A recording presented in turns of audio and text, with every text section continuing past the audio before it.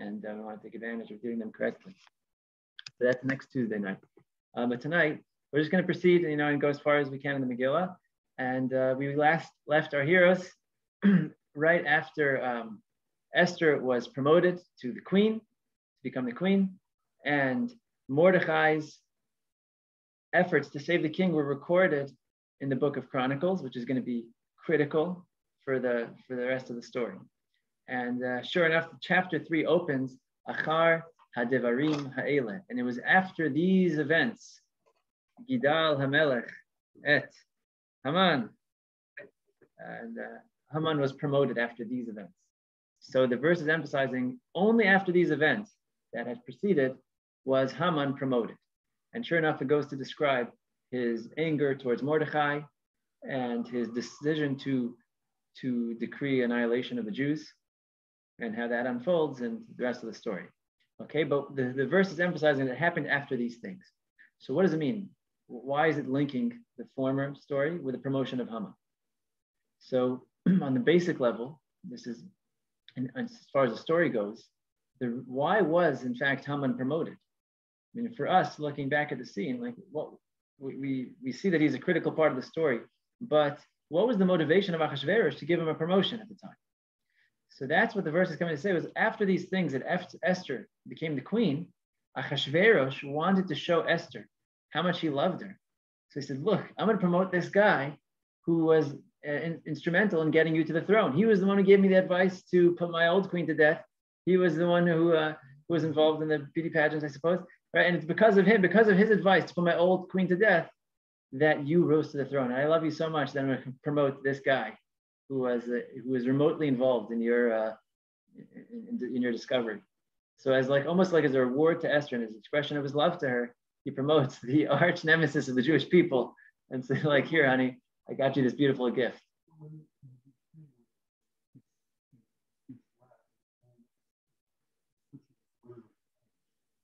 Wasn't at that point he was already serving? So we see that Haman did have some stature. Already in the first chapter, he was Memuchan, one of the king's 7 advisors that he went to. He was actually the youngest one. Correct. So the Gemara points out, although he was listed last amongst the advisors, which means he was the smallest, the youngest, most inexperienced, he went out of order. He was so eager to put himself ahead because of his haughtiness and because of his eagerness to take control of the situation for his own benefit, of course. So he jumps ahead and speaks in front of everybody else. So he was the most experienced and youngest, but he did speak first. That's correct. And here he's getting a super promotion. When the king was at his 187-day party at the climax, and his wife refuses to come, Vashti, the old queen, refuses to come. So Achashverosh now doesn't know what to do. The queen just rebelled against him, embarrassed him, foiled his whole plan. So he turns to his advisors and says, what do I do about this? So there was a man there named Memuchan. So we know it from our tradition that person was actually Haman. Memuchan means prepared or eager. He was eager to bring the destruction to the Jews, and he himself was prepared to bring destruction to himself. Basically, it's like a play on words, that he was ready to bring out destruction. In his mind, he was trying to destroy the Jews. He was actually bringing out his own destruction. It's a kind of, oftentimes throughout Tanakh, you'll have people being called by names that are not theirs. It just describes who they are or the role that they played in a particular story. So in this case, his name maybe was Haman, and his nickname was Memuchan. So that was the first appearance of Haman, if you're reading beneath the text. But now we're getting his super promotion. And again, the reason is because he wants to reward Esther, show her how much he loves her, and he also is reminds me of, there was this fantastically popular show in the early 2000s. It was an MTV show called, how was it? Pimp My Ride. Familiar with that? My Ride. They'd get these people would basically apply to be on the show. They'd have these beaten up cars, and sure enough, MTV would show up on the scene with a famous rapper. They would take their beaten up car to this fantastic body shop on the West Coast, and they would remake the whole thing super extravagant, almost unbelievable paint job you ever seen in your life, turntables flipping out of the back, cotton candy machines. They even had like a hot tub in one of them. It was just like crazy customization of their vehicle to upgrade it like 1,000-fold. So this sounds like the greatest gift you could give a person with a rundown car. But if you actually read about what was done, many people have attested after, people who were on the show, they said, on the show, it takes about 15 minutes to transform the car from a piece of junk to this fantastic pimped out thing. But in real life, it took about 6 or 7 months. MTV would cover the rent cost for a rental car for about 2 months. And after that, I was paying out of pocket for 5 months while they had my car in this shop. And worse than that, they never took care of the engine and the transmission or anything. They would load it up with all this extra souped up customization stuff. And the thing was so heavy, they didn't upgrade the suspension or anything like that. They ended up actually damaging the car. That people had to pour in more money. And they also now were at risk of theft because they all lived in poor neighborhoods. Right? Just like this amazing, like if you peel back the glamorous 15 minutes of the show and you look what's actually happening, these people are actually getting messed over with this opportunity. So here's a great example of, in my mind, somebody who's trying to bestow something good, and you're actually screwing the guy. Right? Like in this case, Achashverosh is trying to show Esther how much he loves her. And here I've upgraded, I've promoted this guy Haman who had to do with your promotion. So she was a very, in terms of her relationship with Achashverosh, she's completely passive, didn't say anything. She just stayed hidden. He didn't know she was Jewish. She didn't want to say that's my arch nemesis or whatever. And she didn't know what would come from it either. Okay, he's a bad guy, but all right, who's to say he's going to do anything so bad? Okay. Yeah. And now, another thing Chazal say is, specifically after these things that Haman is promoted, because Hashem first prepared the antidote before the pain. Haman is about to decree an evil decree on the Jewish people, but now the healing is already in place. We already have Esther in the palace who's going to be able to negotiate terms to actually save us and help us defeat our enemies. We've already got Mordechai in the book of Chronicles, so he'll be rewarded. And again, it's going to end up turning the tables. So before Hashem inflicted us with this horrendous decree, he first prepared the antidote which would rescue us from it. To show that Hashem loves us, he never wants to randomly take us into a painful situation. The only reason we'll be experiencing pain is to benefit us. And that's the only way that Hashem could bring us to where we need to be sometimes. We're not listening, right? He'll have to do it in a painful way. And but he's so eager to take us out that he even prepares the antidote beforehand. That's one of the signs of Hashem's love for us, which is one of the main overarching messages of Purim, is Hashem is consistently saying, I love you, and don't forget that. Okay, now we have the drama between Achashverosh and Mordechai. Between Haman and Mordechai. Haman makes this rule, or even it comes from the king. The king gradually promotes him until he gets to the very top. And now the king makes a decree to show how important Haman is to him, that all of the king's servants, when they're on the palace grounds, have to bow to Haman. Bow to this man who found me my beautiful wife. That's basically what he's trying to say. So he gives Haman this unbelievable status that none of the other ministers have ever had. And he's really the second in command. Everyone has to bow when they see him, out of a sign of respect. However, there's one person who did not bow, who was on the king's grounds, on the palace grounds, and that was Mordechai. Mordechai was not bowing, not kneeling, not willing to do anything. And this, at first, the truth is, if you read in the lines, it's very interesting. It says, all the servants are bowing to Haman, and Mordechai is not bowing. And the servants say to Mordechai, why aren't you bowing? So he says, I'm Jewish. Okay. And then they go and tell Haman, now they go and tell on Mordechai to Haman. What that means is, Haman didn't realize at first that Mordechai wasn't bowing.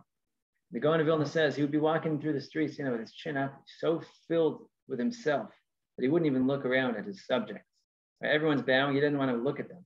So he wouldn't even notice that there was a guy just standing there, staring him in the face.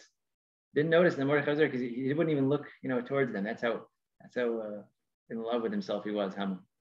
Until the servants told him, said, hey, listen, there's this guy on the premises who's not bowing to you. You got to go check this out. He says, really? So he goes and he walks purposely towards Mordechai. If you read in the verses, actually, he walks purposely towards Mordechai and he sees, hey, this guy's not bowing to him. Even if I walk close to him, he doesn't react. And this incenses this incenses Haman and ticks him off, and he decides, I can't just execute Mordecai. It's going to make me look petty. I'm going to punish the entire nation. Right? Okay. Question is, what on earth is Mordecai doing over here? Why didn't Mordecai bow down to Haman? This is an extremely dangerous thing. Sorry, go ahead. I heard that earlier that Haman wore a little idol around his necklace. I don't know why. Beautiful. Okay. So why didn't Mordecai bow down to Haman? Don't you realize how foolish it is? You're risking your life and actually you're endangering the entire Jewish people. Why not bow? So the first approach is, which is the approach of the Talmud and Megillah, is that to bow down to Haman was actually a prohibition of halacha. It was a violation of halacha, because there's two ways that it's brought down. Actually, he had a little idol on his necklace or something. So everybody who bowed down to him was bowing to the idol, which is problematic. But more than that, Haman himself, the Gemara alludes to the fact Haman made himself an avodah zarah. He himself became like an idol, which was forbidden to worship. And the idea is, the Ramban explains that back then, when he had somebody who was extremely powerful and successful, it means that his mazel, like whatever was happening in heaven, the heavenly configuration was in his favor.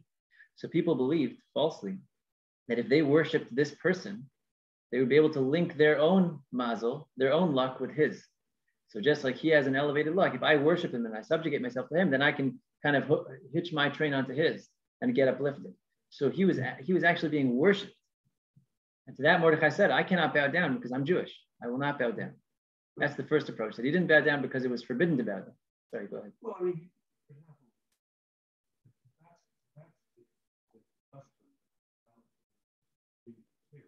yeah. You're not, it's not really that you can you let the fight you without it. That's true. I mean, that was the custom. That was why it was instituted. You bow down in honor to him, and not out of worship. You don't kneel, but you can. Yeah. You go to one knee. That's true. So the truth, but Chazal went quite far in their protection and protecting us from the prohibition of avodah zarah, of idol worship. We're not even allowed to do something that appears to be idol worship. So you wouldn't be allowed to bend down in front of a cross and tie your shoe. And even, in fact, like they used to have these big statues, andarti or something like that, big statues of idols, and they would place them specific by like rivers, where andarti, some Greek word, I'm not exactly sure. They're basically idols, and they would put these huge figures in front of a river. Why? Because people go and kneel down to drink water, and they'll be automatically bowing to. So therefore, Chazal forbade kneeling down to drink water from the river. You might even have to give your life up for that. Even though you're not worshiping, you're just kneeling down to drink. You have to give your life up to make it that it shouldn't be appearing that I'm worshiping.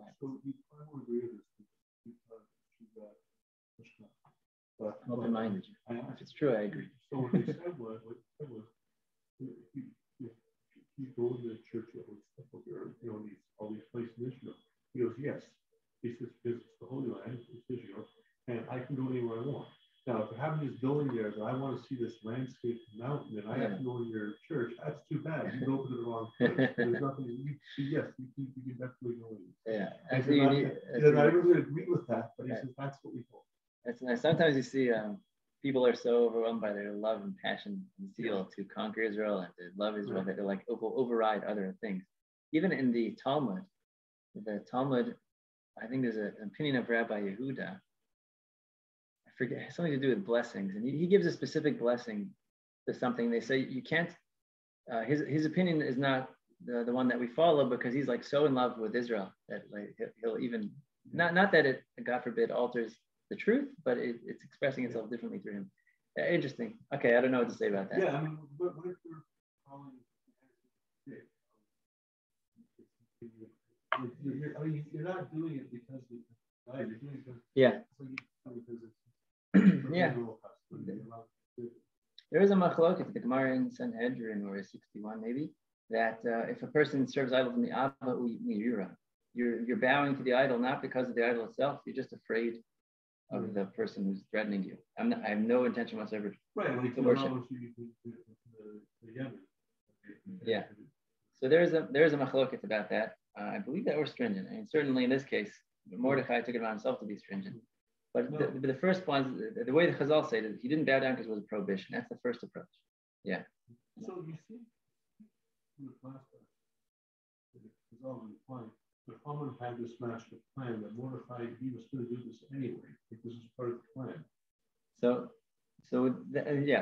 The master plan that he had to destroy the Jews and become.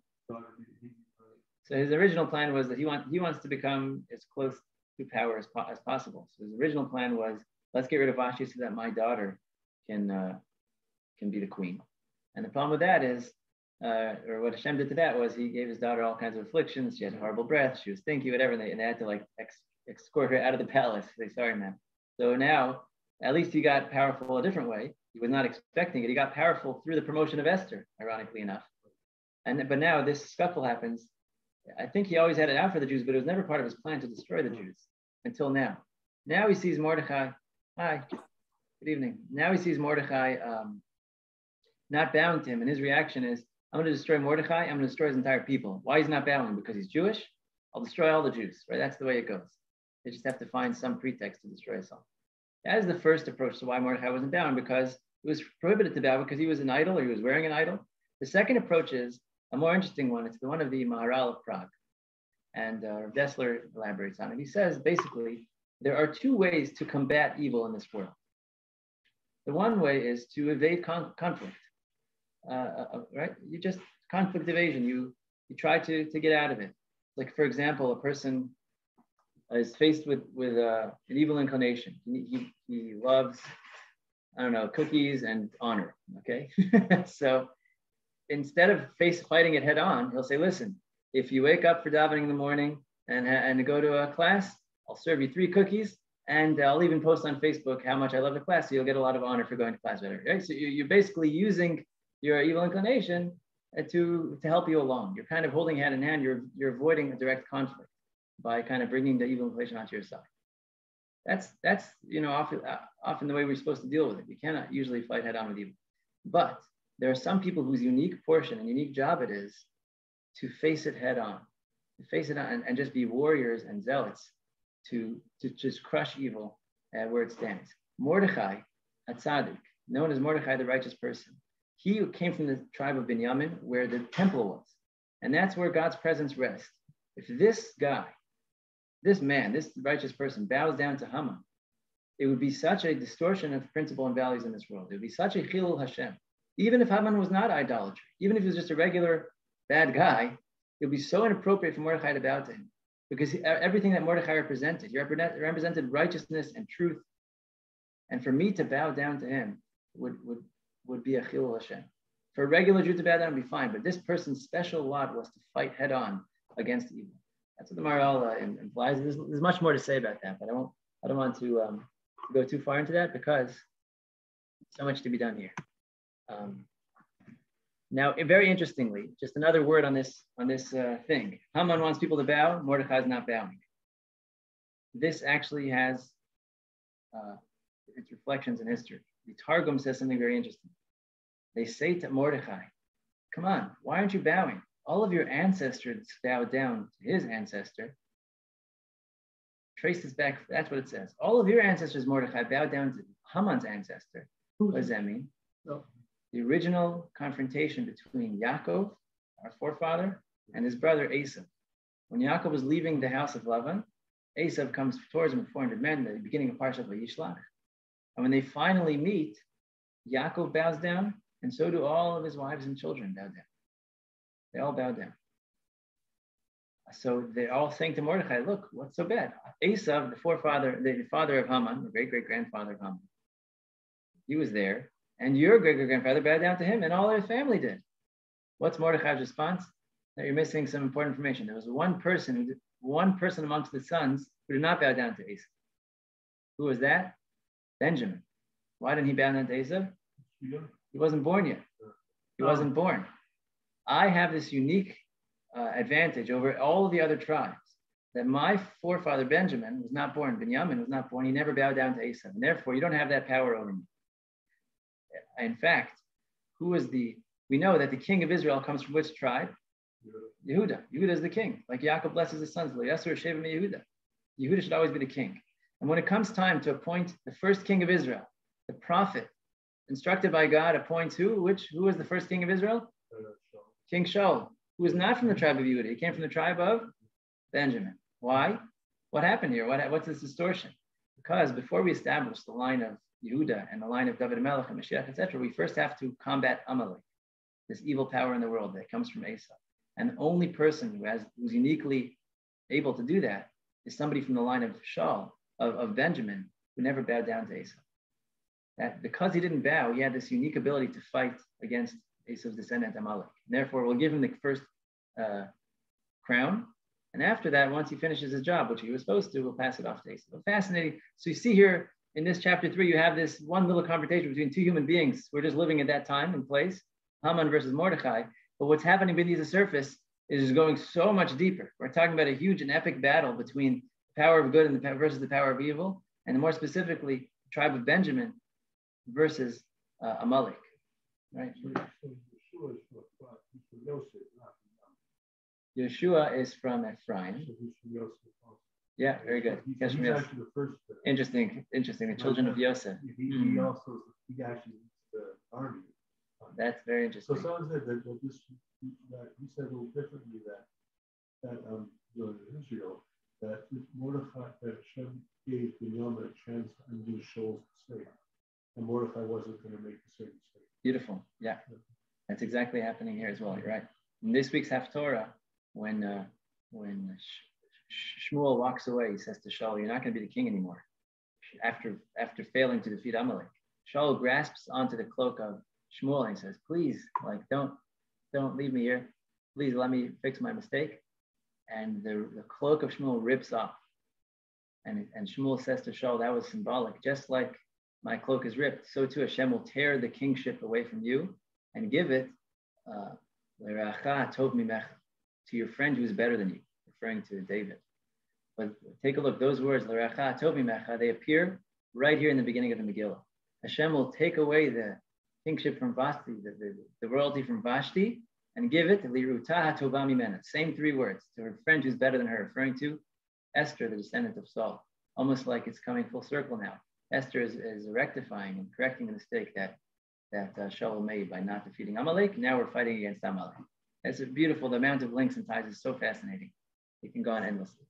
Let's go a little bit further now. Okay, so Haman becomes incensed because Mordechai is not bowing, either because it's forbidden to bow or because it's his unique duty and job in this world to fight against evil head on.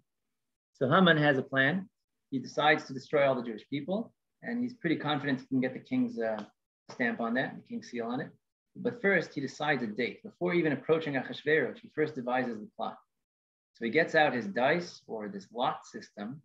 He peeled Pur Hu Agoral. The name Purim comes from the process which Haman used to choose the day when he'll destroy the Jewish people.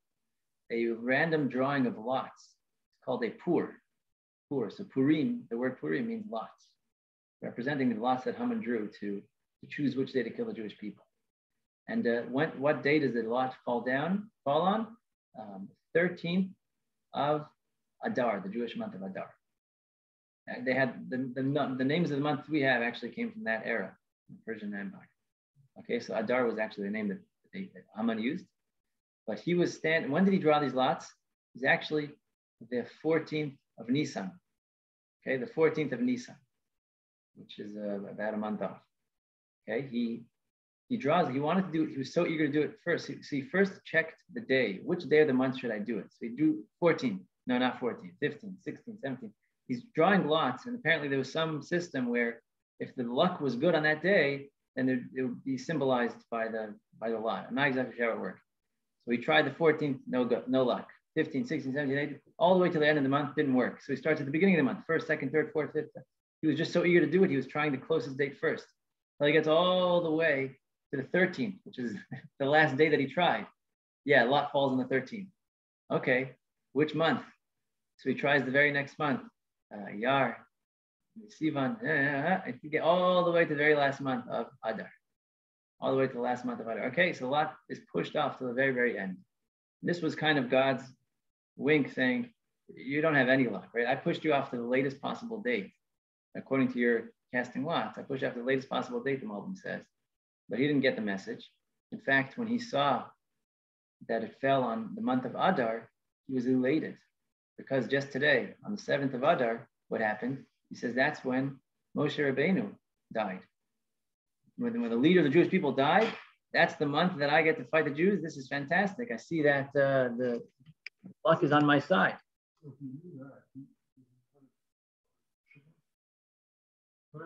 Interesting. If he knew all this, he had some. He had his intelligence. Jonathan's question was that he had some background in Judaism, and so he should have just picked the date of Tisha B'Av, which is the worst day for the Jews. That's interesting. It sounds like he was so superstitious that he wasn't willing to make any decisions on his own. He was leaving it all up to the constellations and the luck and whatever powers are out there. And so he said, okay, maybe he would have known about bad days, but exactly. Right. He's trying to utilize these forces in heaven. But he didn't know that Moshe died on Adar, but he also was born on it. And that actually flipped on his head. Because and interestingly enough, the name of the holiday is due to this thing, the Purim, this random lot that he drew. It's so significant. There's so many fantastic parts in the story. The most significant part is the lot that Haman drew, picked the day that we're going to die. It's almost like arbitrary detail in the story. Could have been any day. Who cares, right? What happened then, and the process that he used to choose it. Why did Esther and Mordechai, when they established the holiday of Purim, why did they use the name Purim, which means lots? Why is that the most significant part of the story to highlight? That's true. You would have thought it would be miracles or something. Yeah, hidden miracle. Find some way of saying hidden miracle or the holiday of I don't know what. Yeah. Within the tables? I don't know. Turnabout, the holiday of turnabout. Something. Yeah. So the truth is, maybe the two that you just suggested, maybe we should have called it the holiday of hidden miracles, the holiday of turnabouts. The truth is, those lessons are all embedded in this one instance of the lots. The lot, in Haman's mind, he was utilizing all these forces in nature, which indicated one thing. The forces of nature, of the constellations, they all indicated that this was the worst possible time for the Jews. And what did God do? He flipped it from the worst possible time to the happiest, one of the happiest occasions that happened to us in the history of man. It's showing that God is in control of all these systems that seem to be the natural ones and the regular way of the world. God is showing there's nothing that can hold me back. If I want to do something, if I want to save my people, if I want to express my love for the Jews, I could flip the entire thing on its head. So that lot, which indicated one thing, was flipped to its opposite. That's why we say Purim. There's two lots. There's the one that Haman drew, and there's the one that actually came, which was God flipping it. Alternatively, or maybe additionally, a lot seems to be something arbitrary. And what ended up happening was very far from arbitrary. All these events that are scattered across however many years, over a decade in the Megillah, they were all guided by the hand of Hashem. So this random drawing of lots, it's so not random that we called randomness the name of the holiday to show that there's nothing random, that the randomness itself is controlled by God. There may be two of the ideas there, but I urge you to think about it more, God willing. Why is the holiday named after this one event? Let's drop a little bit further, and then before wrapping it up, let's just get to the actual decree. Haman wants a decree to destroy the Jewish people, so he goes to Achashverosh, and the big question, and he asks him for permission, but in a funny way. The big question here is, was Achashverosh aware of what Haman was trying to do? Haman was trying to destroy all the Jewish people. He sent out a decree to destroy all the Jewish people on the 13th of Adar. The military should work and fight against them. Did Achashverosh realize that Haman was trying to get rid of the Jews? Or was he oblivious? Well, he told him.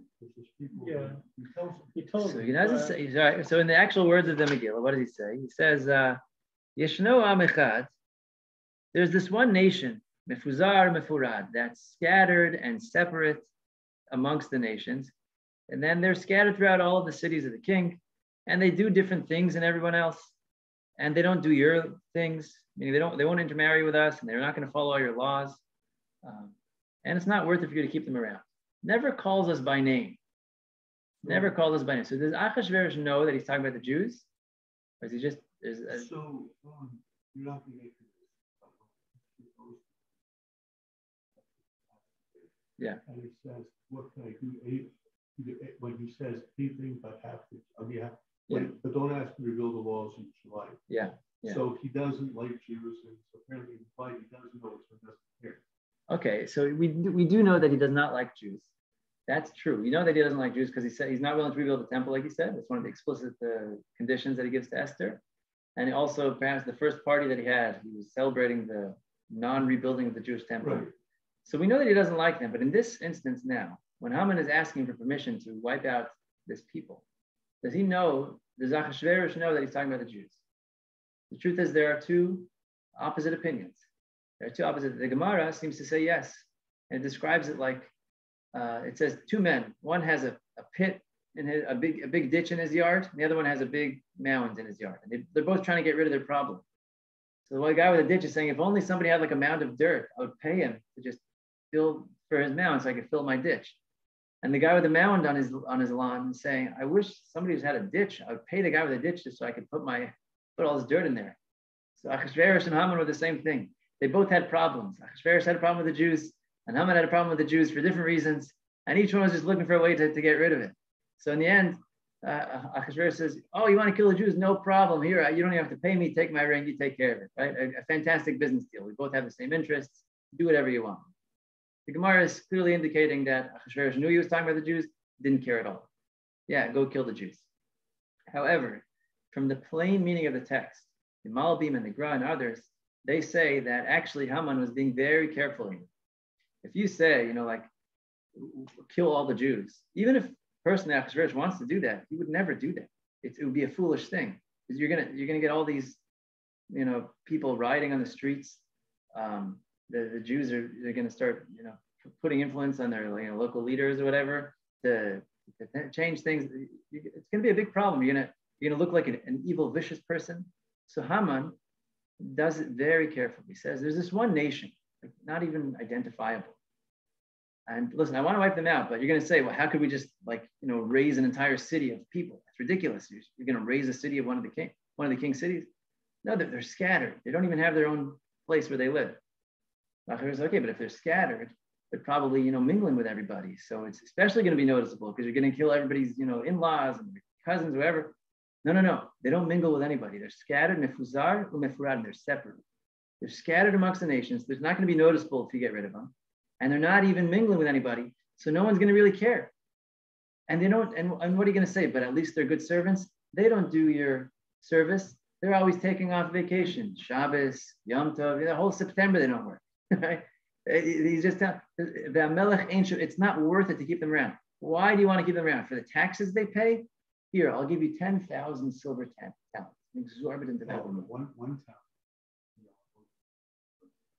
Yeah, I wanted to look up how that translates. Yeah, it's 10,000 silver talents. I'll give you all the tax money I could ever possibly collect from these people. It's just not worth it for you to keep them around. So here in this approach, which is a simple understanding of the text, he's hidden completely from Achashverosh what he's going to do. And what is he even asking? He doesn't say I want to kill them. He says I want to le'abdam, to lose them, which could mean a few things. It could mean kill them. It could also mean maybe force them to convert and keep our ways. I just want them I want to diffuse them. I want to make it that they're not who they are anymore. It could be done through killing, which is what he had in mind. It could also be done through, what do you call it when you try to, not converting, basically assimilate them.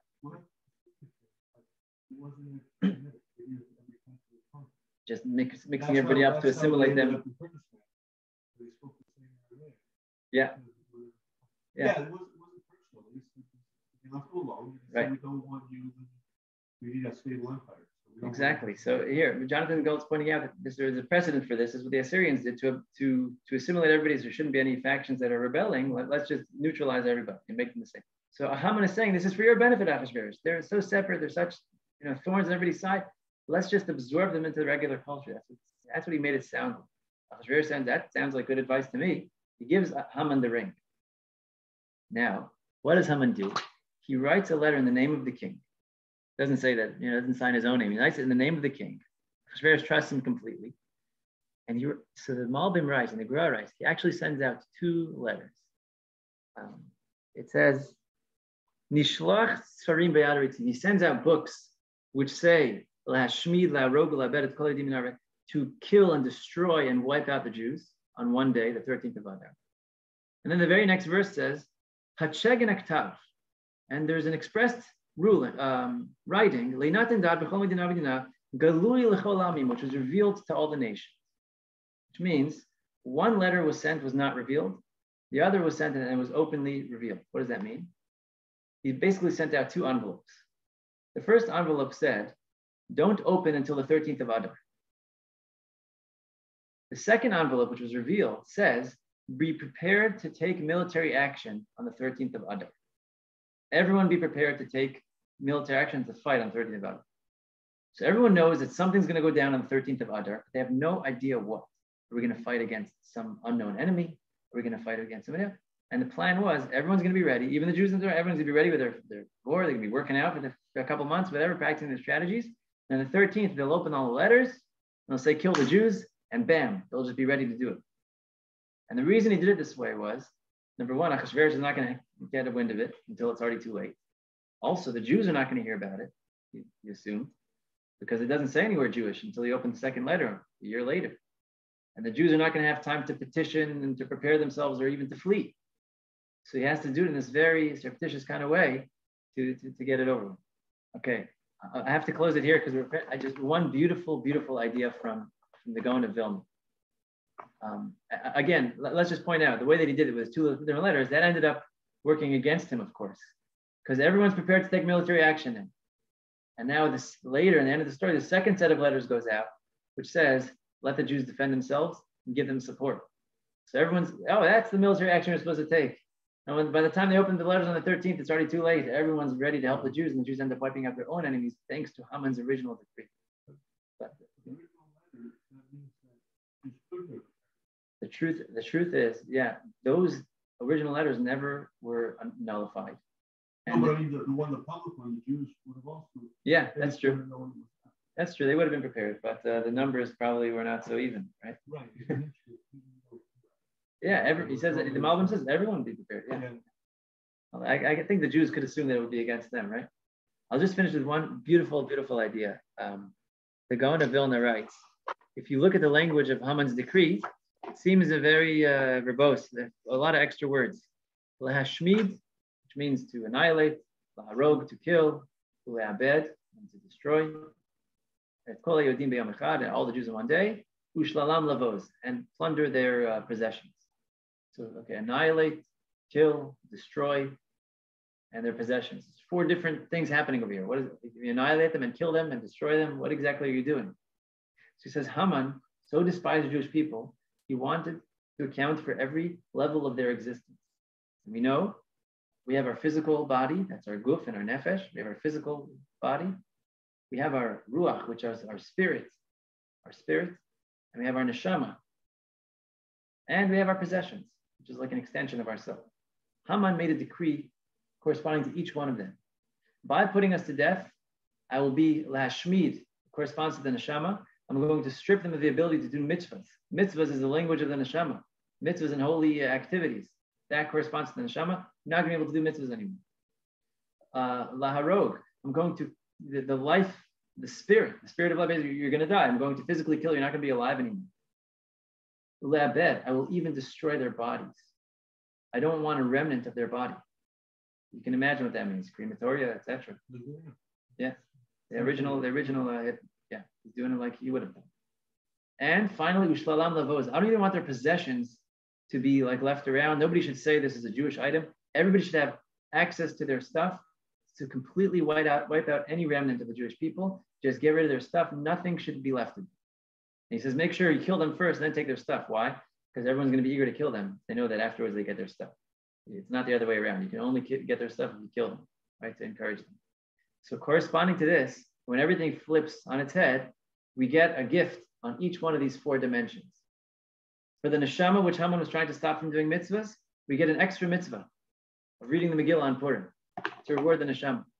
For the ruach, the spirit that Haman was trying to put to death, we get a special mitzvah on Purim of simcha, which gladdens the spirit, happiness, a special mitzvah to be happy on Purim. We get more alive. For the body, which Haman tried to destroy, we have a feast to nourish our body, the mitzvah of Purim. And finally, for our possessions, which Haman wanted to plunder, we want to make sure that even the poor person has possessions on Purim. And we have matanos le'evyonim. So all of the 4 mitzvahs of Purim correspond exactly to the 4 things that Haman was trying to destroy. Right? Just another profound level of the tremendous turnabout that came through this. Everything he tried to decree on, we were rewarded with in the end.